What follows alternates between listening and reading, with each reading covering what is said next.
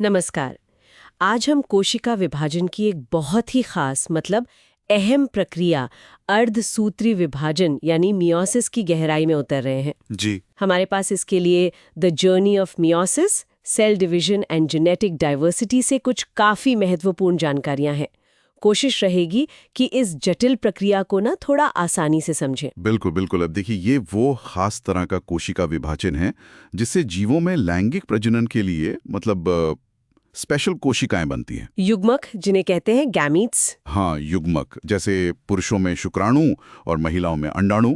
और इसका सबसे बुनियादी काम, सबसे जरूरी काम है गुणसूत्रों की संख्या को ठीक आधा कर देना। आधा क्यों?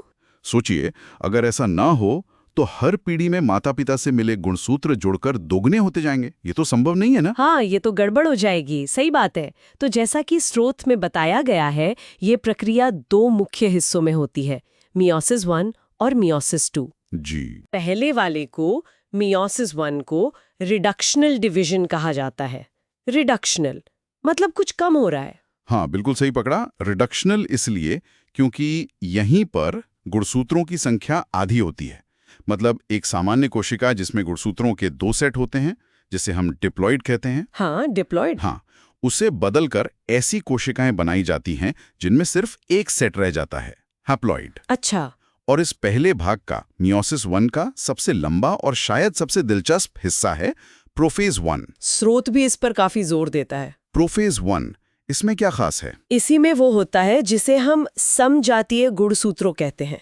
यानी एक जो माँ से मिला और एक जो पिता से मिला, वो एक दूसरे के करीब आते हैं, जोड़े बनाते हैं। और यहीं पर वो अदला बदली भी होती है, जिसे जीन विनिमय या क्रॉसिंग ओवर कहते हैं। सुना है इसके बारे में? एकदम सही। इसी प्रोफेज 1 के दौरान एक खास उपचरण होता है, पाकिकीन।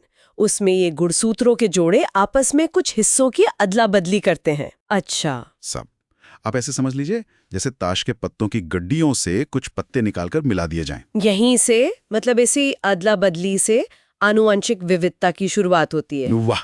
मतलब संतानों में जो फर्क दिखता है उसकी एक वजह ये है। हाँ, ये एक बहुत बड़ी वजह है। ये सुनिश्चित करता है कि जो युग्मक बनेंगे वो बिल्कुल एक जैसे ना हो। स्ट्रो तो इसे विकास के लिए एक अहम क्रांतिकारी कदम मानता है। वाकई कमाल है।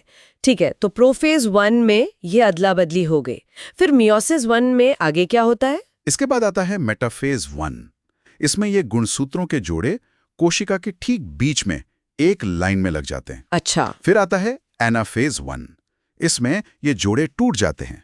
मतलब पूरा का पूरा गुणसूत्र जो माँ या पिता से मिला था, वो कोशिका के एक सिरे की तरफ खिंच जाता है और उसका जोड़ीदार दूसरे सिरे की तरफ।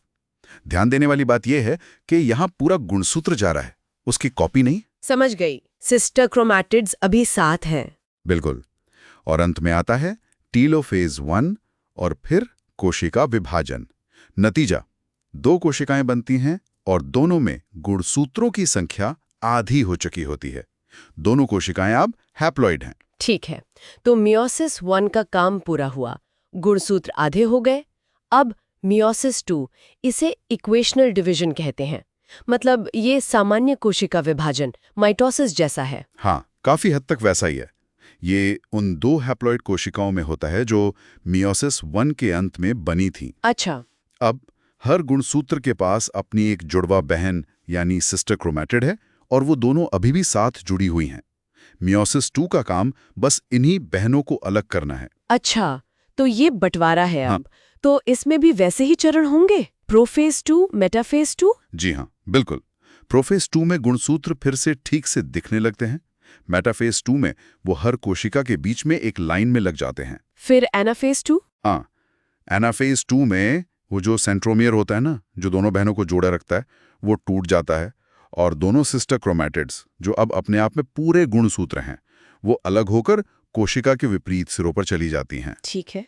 और आखिर में टीलोफेज 2 में ये नए गुणसूत्र अपने अपने सिरों पर पहुंच जाते हैं, उनके चारों तरफ केंद्रक की झिल्ली बन जाती है और फिर कोशिकाएं बढ़ जाती हैं।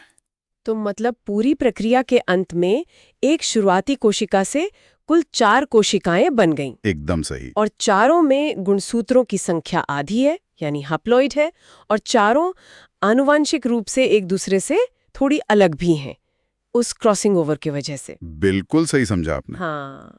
और यही मेयोसिस का सार है, इसका महत्व है। पहला, जैसा हमने कहा, ये लैंगिक प्रजनन के लिए युग्मक गैमेट्स बनाता है। हाँ। दूसरा, ये सुनिश्चित करता है कि जब निषेचन होता है, यानी जब शुक्राणु और अंडाणु मिलते हैं, तो बनने वाले नए जीव में गुणसूत्रों की सही संख्या, वो डिप्लॉयड वाली संख्या, वापस आ जाए, पीढ़ी दर पीढ़ी संख्या बनी रहे। और तीसरा जो शायद सबसे रोमांचक है, ये विविधता पैदा करता है, जेनेटिक वेरिएशन। हाँ, और ये विविधता, जैसा स्रोत बताता है, मुख्य रूप से 2 तरीकों से आती है। एक तो वो जीन विनिमय या क्रॉसिंग ओवर, जिसकी हमने बात की। हाँ, पैचिटीन में। और दूसरा तरीका है गुणसूत्रों का स्वतंत्र अपव्यूहन, यानी इंडिपेंडेंट असॉर्टमेंट। इसका मतलब है कि जब मेटाफेज 1 में गुणसूत्रों के जोड़े बीच में लगते हैं, तो माँ वाला गुणसूत्र किस तरफ जाएगा और पिता वाला किस तरफ, ये पूरी तरह संयोग की बात है।